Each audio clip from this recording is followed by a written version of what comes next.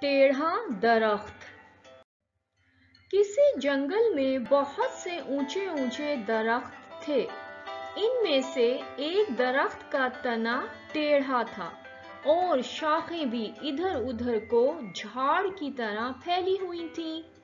ٹیڑھا درخت ایک دن اپنے دل میں کہنے لگا، جنگل کے دوسرے درخت کیسے سیدھے اور خوبصورت ہیں، مگر میں ٹیڑھا ہوں۔ کیا ہی اچھا ہوتا اگر میں بھی سیدھا اور خوبصورت ہوتا۔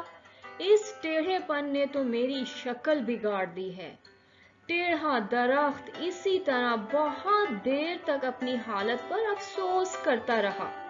ابھی زیادہ دیر نہ ہوئی تھی کہ ایک بڑھئی جنگل میں آ پہنچا اور اپنے ساتھیوں کی مدد سے درخت کاٹنے لگا۔ اس نے آس پاس کے اونچے اور سیدھے درختوں میں سے ایک کو بھی نہ چھوڑا، سب کاٹ ڈالے۔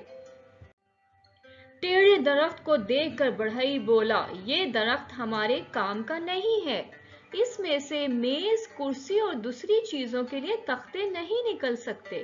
یہ کہہ کر اس نے ٹیڑھے درخت کو چھوڑ دیا۔